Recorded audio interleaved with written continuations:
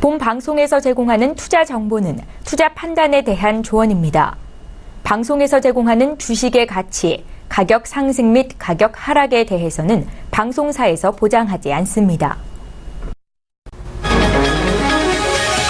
이 시각 헤드라인 뉴스입니다. 유일호 경제부총리 겸 기획재정부 장관은 제8차 산업경쟁력 강화 관계장관 회의를 열어 조선과 해운, 철강, 유화 등 주요 경기 민감 업종에 대해 4개 업종 경쟁력 강화 방안의 액션 플랜을 재점검해 내년 추진과제 이행 계획을 보다 구체화하겠다고 밝혔습니다. 또한 정부는 내년에 신용위험평가 등 상시 구조조정 시스템을 일관되게 가동하면서 건설 등 여타 주력 산업에 대한 잠재 리스크 요인을 점검해 필요시 선제 대응에 나설 계획이라고 밝혔습니다. 1인 청년 가운데 자영업에 종사하는 이들이 최근 수년째 큰 폭으로 늘어난 것으로 나타났습니다. 통계청의 보고서를 보면 지난해 1인 남성 청년 가구 가운데 자영업 종사자의 비율은 12.2%로 2006년과 비교해 4.8%포인트 상승했습니다. 같은 기간 1인 남성 청년 가구가 정기적으로 벌어들이는 경상소득에서 근로소득의 비중은 87.3%에서 75%로 하락했고 여성도 74.6%에서 71.3%로 줄었습니다. 반면 사업소득이 경상소득에서 차지하는 비중은 남녀 모두 2배 이상 급증했습니다. 국제 유가가 오르며 국내 기름값도 덩달아 오르고 있습니다. 한국석유공사와 정유업계가 집계한 결과 지난 24일 기준으로 전국 12,000여 개 주유소의 평균 휘발유값은 리터당 1,470원 58전이었고 이는 1년 한 달 만에 최고치입니다. 24일 기준 경유값은 리터당 1,265원 23전으로 역시 지난해 9월 12일 이후 1년 3개월 만에 가장 높은 가격을 기록했습니다. 가상통화 비트코인이 올해 최고 수익의 상품으로 꼽히고 있습니다. 비트코인은 지난 23일 장중 913달러까지 치솟으며 올 들어 100%가 넘게 상승했습니다. 비트코인은 올 들어 세계에서 지정 확정 리스크가 불거지고 또 미국 연방준비제도까지 긴축을 가속화하며 비트코인의 몸값이 다시 뛰고 있고 또 중국 위안화 절하 압박이 커지며 본토의 수요가 급증한 측면도 큰 것으로 분석이 됩니다. 시청자 여러분 안녕하십니까? 오늘장 내일장 일부 사정독입니다. 성탄 잘들 보내고 오셨습니까? 근데 우리 증시는 성탄을 잘 못 보낸 듯한 큰 변화가 없는 모습을 보입니다. 한 기사에서는 우리 시장이 개점 휴업 상태에 이미 들어갔다라고 표현을 할 정도인데요. 아직 폐장까지 오늘까지 4거래일이나 남았는데 큰 방향성이 없이 변화가 없다 보니까 이미 개점 휴업 상태다라는 표현들을 하는 것 같습니다. 그래도 우리 시장 올 한 해 폐장까지 며칠이 남아있고요. 그 안에서 다시금 체크하면서 내년도 대비도 해야 되겠죠. 오늘장 내일장과 함께 해보시길 바랍니다. 자, 먼저 지수부터 체크합니다. 코스피입니다. 자, 코스피 지수 현재 나타나고 있습니다. 강보합권이고요. 0.11%만이 상승했습니다. 2038.14포인트, 2.24포인트만이 상승하고 있습니다. 일중 흐름들 어땠는지 함께 살펴보도록 하죠. 일중 흐름들 그래프로 나타나고 있는데요. 좀 급변하는 모습들이 보이는 것 같지만 포인트의 변화는 크지 않습니다. 오늘 시초가는 2038포인트, 고가는 2039포인트고요. 저가는 2034포인트입니다.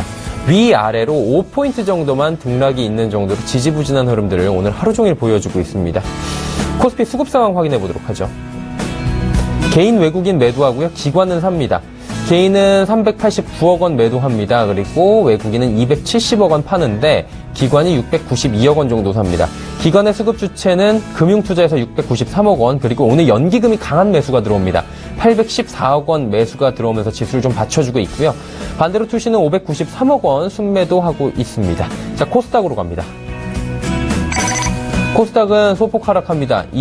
2.51포인트, 지수로는 617포인트를 지금 보이고 있고요. 0.41% 하락합니다. 거래소에 비해서 좀 약한 모습을 오늘 보여주고 있는데요. 일중 흐름들은 어땠는지 같이 살펴보도록 하죠. 자, 621포인트로 출발을 했습니다. 소폭 상승 출발했고요. 시가가 고가입니다. 저가는 현재 617포인트 선까지 떨어져 있는 지금 포인트가 가장 저가입니다. 꾸준히 지금 지수가 빠지고 있는 것들이 좀 보이실 겁니다. 하지만 위아래로 코스닥 역시 큰 변화가 없는 좀 지지부진한 흐름 하루 종일 보이고 있습니다. 자, 수급 주체들도 함께 보시죠. 오늘 개인만이 삽니다. 433억 원 개인만이 순매수하고 있고요. 기관이 198억 원 매도합니다. 외국인은 167억 원 매도하고 있고요. 연기금이 코스닥에서는 7억 원 정도 팔고 있습니다. 금융투자만이 1억 원 사고 있고 투신도 85억 원 팔면서 지수를 좀 끌어내리는 데 일조를 하고 있는 모습입니다. 국내 증시 흐름 여기까지 살펴보도록 하겠습니다. 자, 이제 오늘장 마감 전략과 관심 업종 살펴드립니다. 오인의 투자 전략 이어갑니다.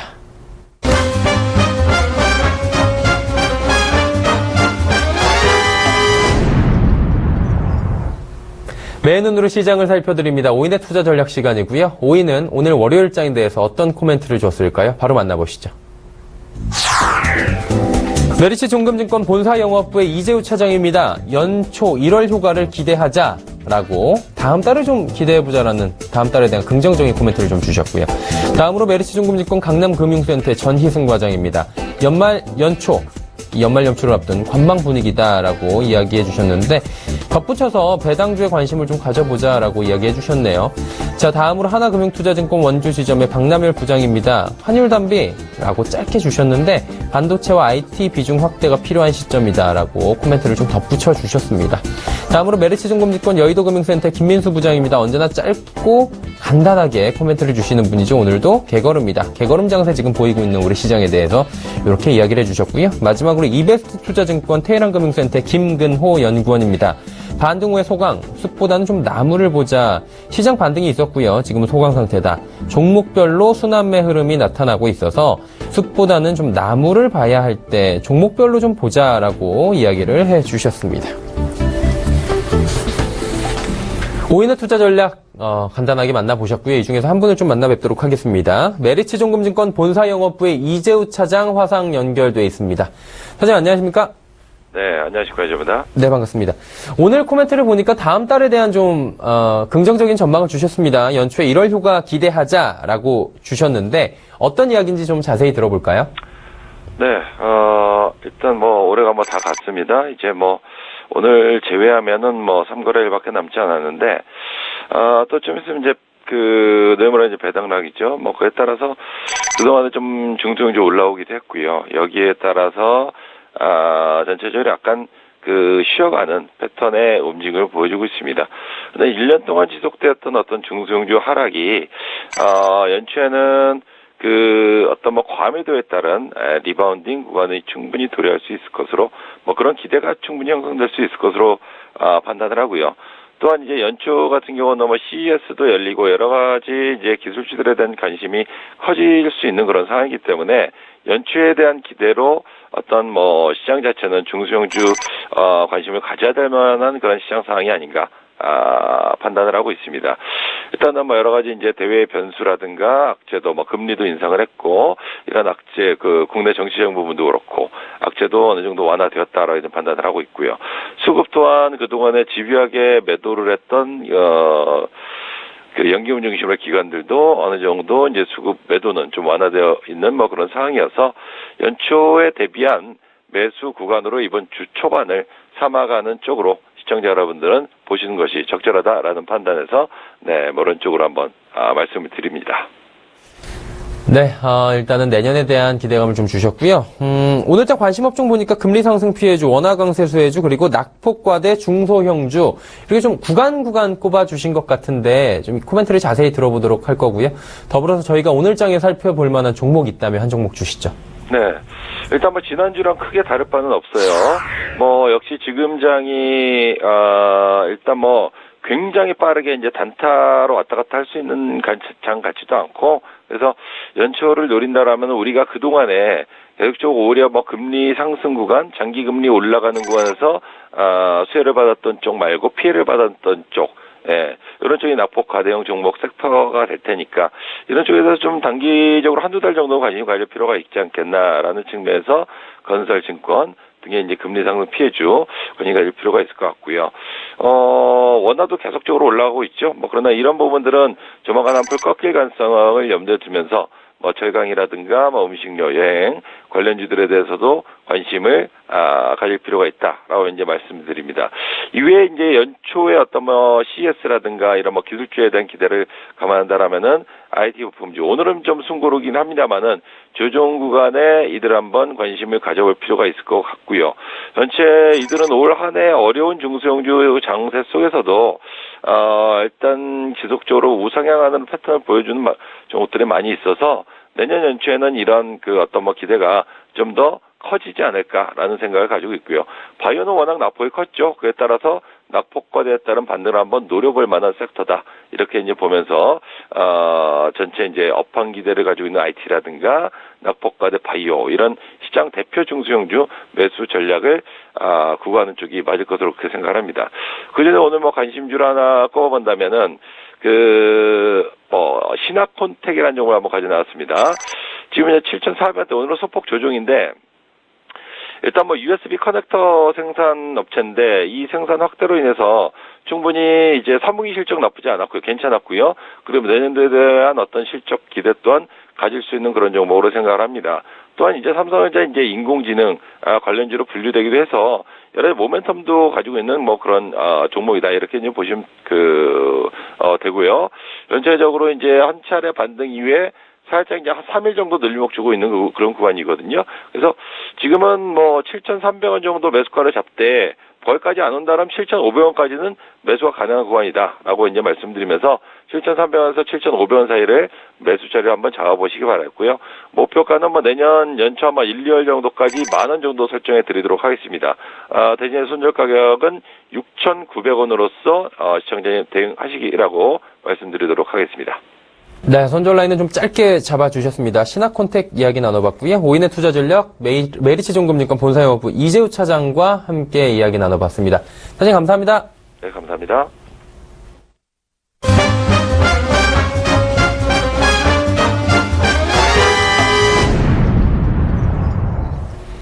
증권 전문가 오인과 함께하는 시간 종목 컬렉션 시간입니다. 장 마감을 앞두고 여러분께 엄선된 종목을 전문가분들께서 추천을 해주시고요. 또 수익률을 높여드리는 시간인데 오늘의 종목을 추천받아 보기 전에 지금까지의 수익률을 한번 살펴보도록 하겠습니다. 수익률 베스트 탑3입니다.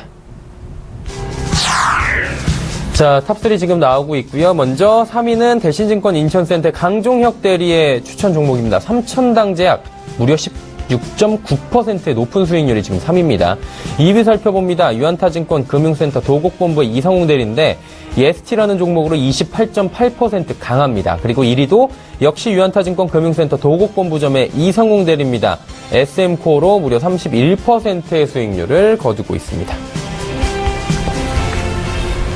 자, 1, 2, 3위를 살펴봤습니다. 모두 높은 수익률을 거두고 있고요.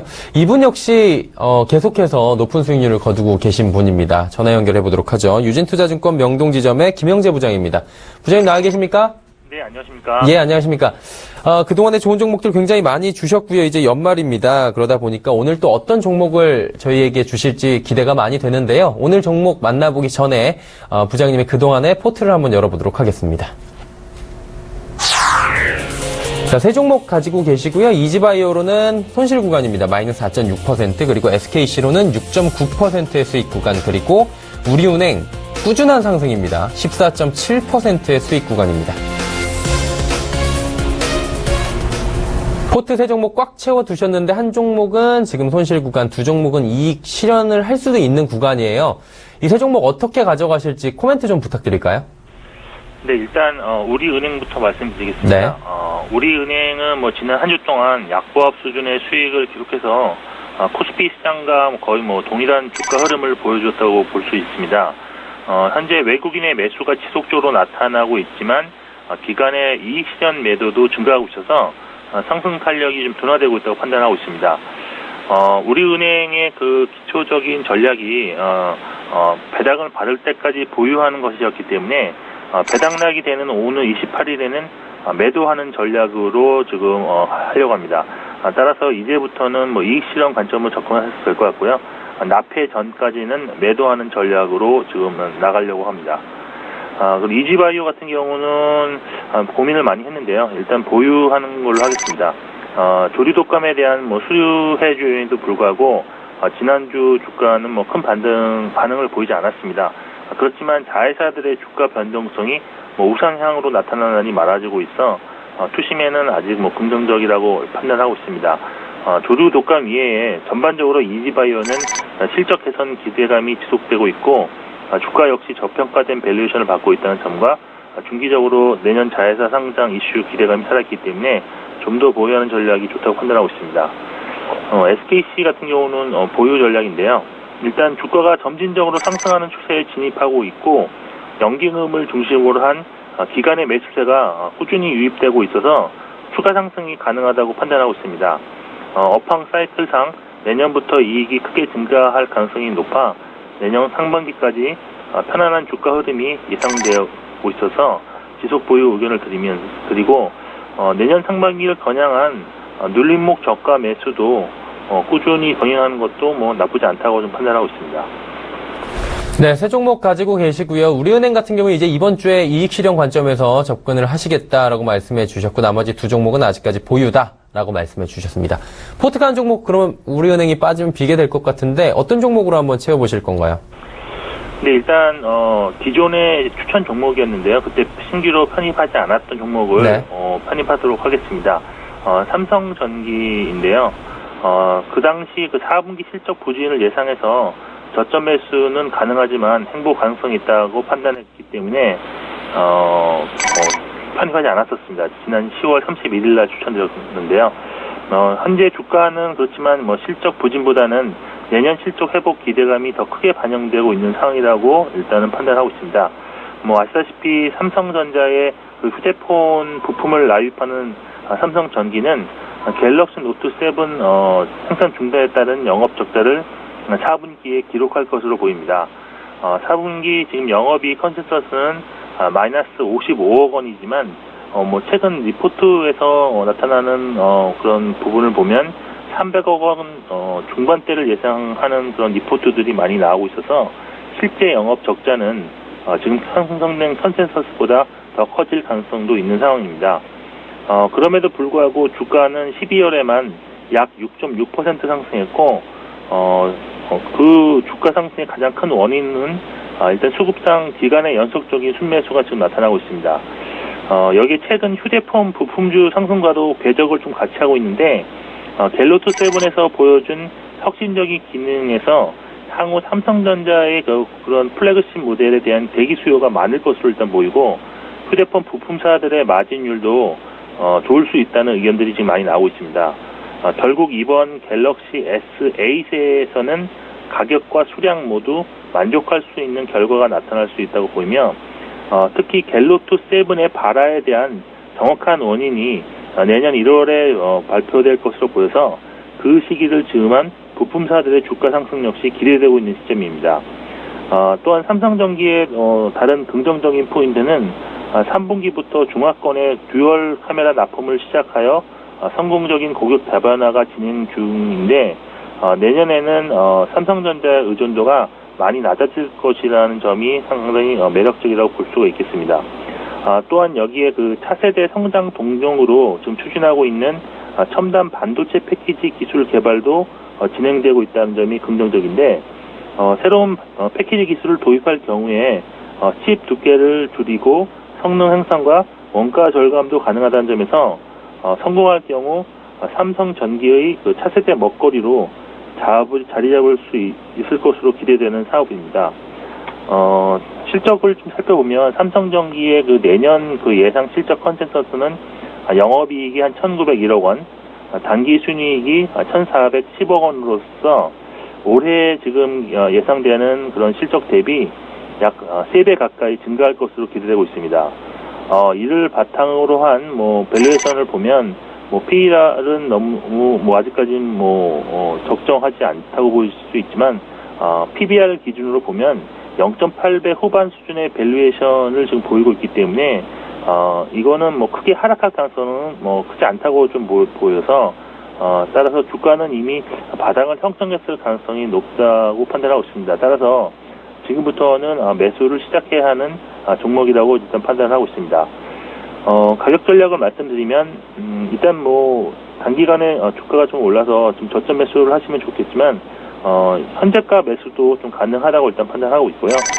목표가는 직전 고점 수준인 한 6만 원 이상을 설정하는 것이 좀 가능하다고 일단 보고 있고요. 손절가는 직전 저점 수준인 44,500원을 잡고 대응하시는 전략을 추천해 드리겠습니다. 네, 삼성전기 포트 편입하고요. 매수가 오늘 현재가로 지금 진행을 한다고 하십니다. 목표가 6만 원, 손절가 44,500원입니다. 자, 종목 컬렉션 유진투자증권 명동지점 김영재 부장과 함께했습니다. 부장님 감사합니다. 네, 감사합니다. 네, 월요일장, 오늘장, 내일장 함께하고 계시고요. 잠시 뒤 2부에도 알찬 소식들 준비가 되어 있습니다. 오늘장 이슈 준비가 되어 있는데요. 메리츠종금증권 도곡금융센터 이권희 차장과 함께합니다. 연말 이슈의 시장 줄타기, 대응 전략에 대해서 저희가 짚어볼 거고요. 이슈 칼럼 준비가 되어 있습니다. 미중산업경제연구소 조용찬 소장과 함께 G2의 갈등과 경쟁에 대해서 짚어봅니다. 마지막으로 핫이슈 종목 하나금융투자증권 영등포지점 임진우 대리와 함께 차 보험 인하 손보사에게 기회일까? 라는 주제로 이야기를 나눠보도록 하겠습니다. 잠시 뒤 2부에서 뵙겠습니다. 고맙습니다.